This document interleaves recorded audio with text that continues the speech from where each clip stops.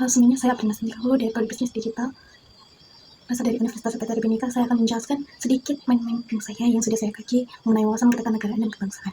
Pertama, saya akan menjelaskan mengenai radikalisme dan terorisme.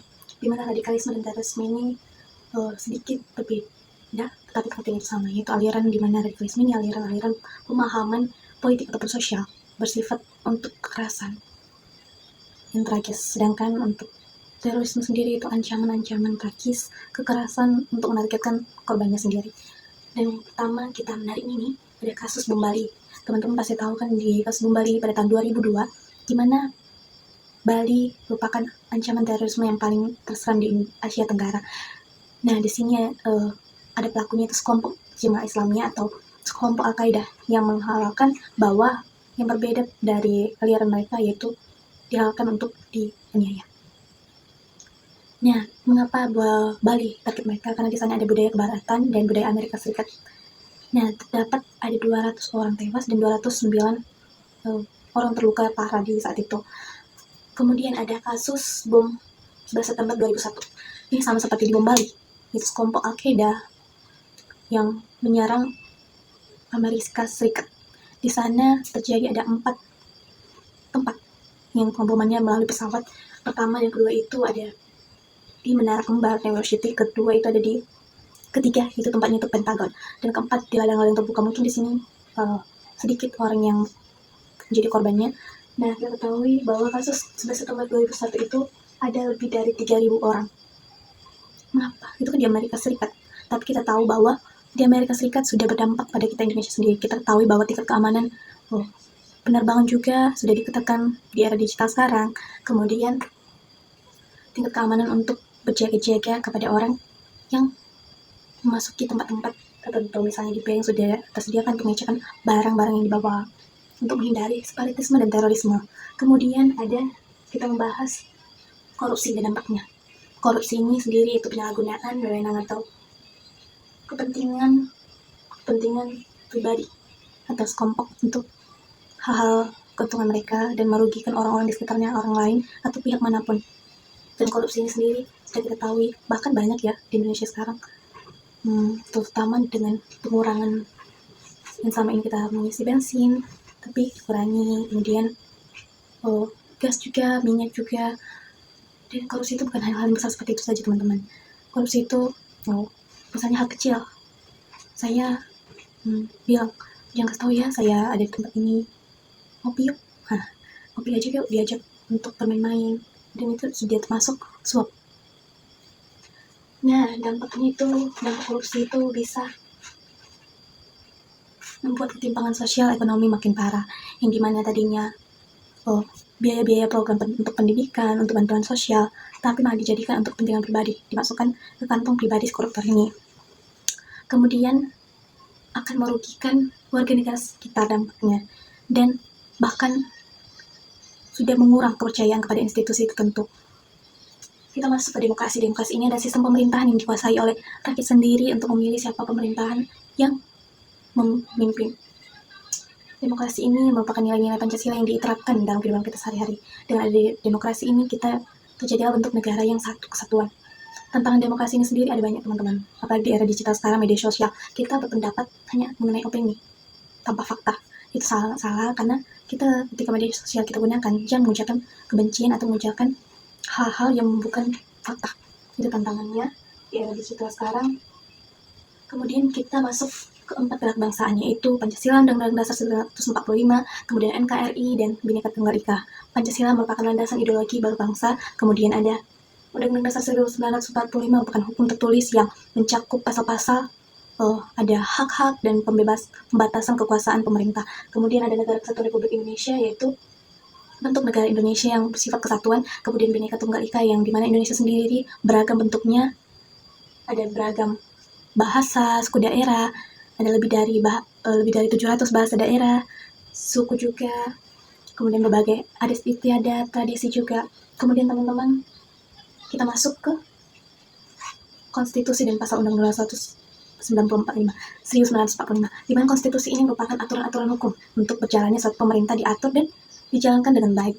Dan konstitusi ini sendiri terdapat pasal-pasalnya itu pasal 27 ayat 1, yaitu hak untuk persamaan kedudukannya. Tidak boleh ada demokrasi, tidak boleh diskriminasi mengenai sara ataupun antar golongan.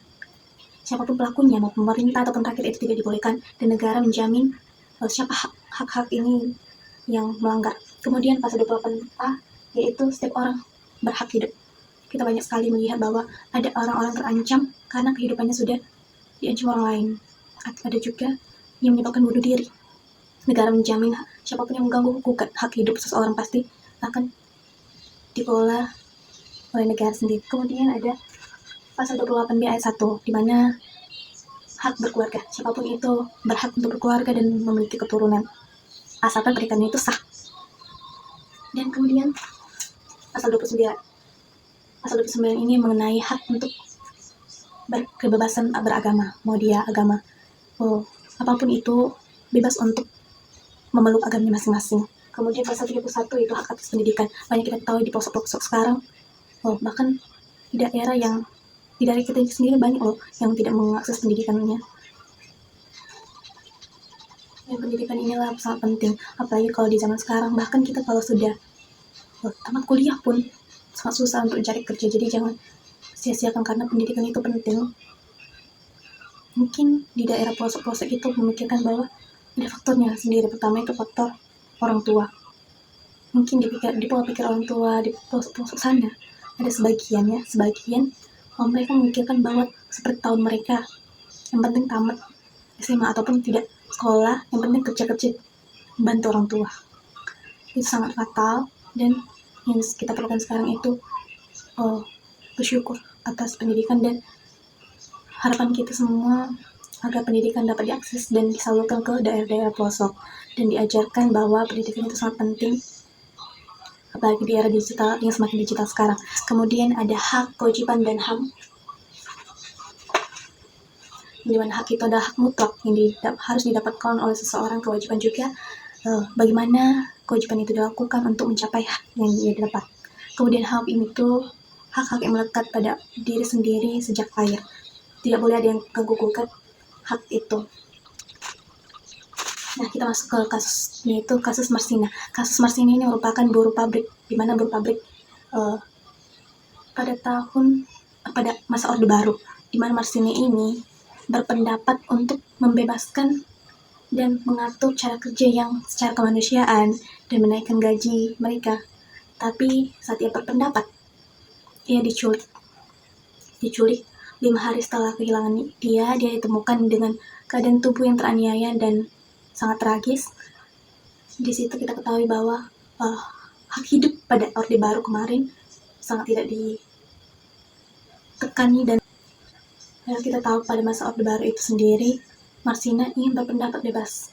Di saat masa Orde Baru itu sangat saya berpendapat beda pada kita yang sekarang. Kemudian ada kasus Munir.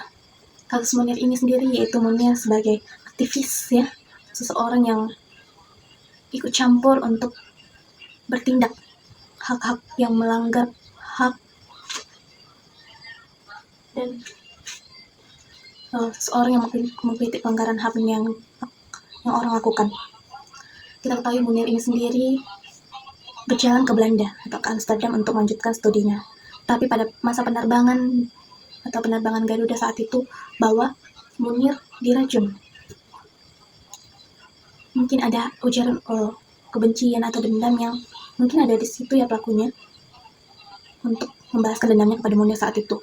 Di sini sudah terlibat ada pilot atau rekan-rekan yang ada di penerbangan Garuda kemarin, tetapi masalah ini masih terbelit-belit. Kita ketahui bahwa hak asasi manusia pada saat itu tidak aman, tidak terlalu ketat. Bahkan hak untuk hidup saja tidak terjamin untuk keselamatannya. Nah, teman-teman, sekian dari mapping saya bisa belajar bahwa adanya pembelajaran yang saya paparkan itu membawa saya sebagai mahasiswa menjadi agen perubahan dan agen Gen Z untuk melakukan perubahan di Indonesia sekarang. Saya sebagai mahasiswa yang akan memimpin dan membawa perubahan untuk ketatanegaraan negara Indonesia. Seperti yang tadi, HAM, di mana era digital sekarang sudah bisa berpendapat bebas. Tetapi berpendapat bebas itu tidak masuk akal hanya untuk opini saja, itu tidak boleh, tapi kita berpendapatlah untuk fakta saja. Sekian dan terima kasih.